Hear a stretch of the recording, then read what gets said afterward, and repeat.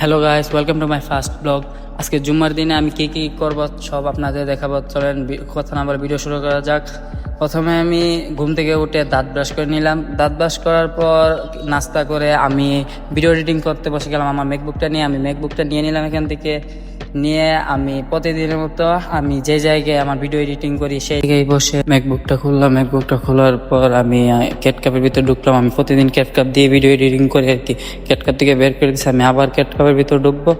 ঢোকার পর আমি ক্যাটকাপ দিয়ে ভিডিও এডিটিং করবো। এখন ভিডিও এডিটিং করার পর ম্যাকবুকটা অফ করলাম। অফ করার পর আমি ঘড়ির মধ্যে দেখি 10 মিনিট কম 12টা বাজে। তাহলে আমার নামাজের জন্য রেডি হতে হবে, তার জন্য আমি গোসল করে নিচ্ছি। গোসল করার পর আমি আমার পাঞ্জাবিটাকে সুন্দর করে সাজিয়ে রেখেছি। তারপর আমি পাঞ্জাবিটা পরে নিলাম। পাঞ্জাবিটা পরে আমি রেডি হয়ে গেলাম। টুপিটাও হাতে নিয়ে নিলাম।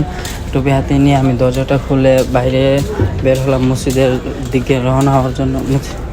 আমি বাইরে বের হয়ে গেলাম। বাইরে বের হয়ে রওনা হয়ে গেলাম মসজিদের জন্য নামাজ পড়তে। আমাদের এখান থেকে মসজিদ 1 থেকে 1.5 মিনিটের রাস্তা। তারপর আমি হেঁটে হেঁটে মসজিদ থেকে যেতে লাগলাম।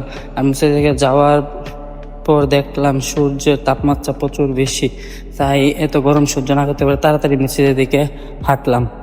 হাঁটতে হাঁটতে হাঁটতে আমি মসজিদের সামনে এসে পড়লাম। মসজিদের সামনে এসে মসজিদের ভিতর ঢুকলাম। মসজিদের ভিতর ঢোকার পর জুতাগুলো হাতে নিয়ে নিলাম।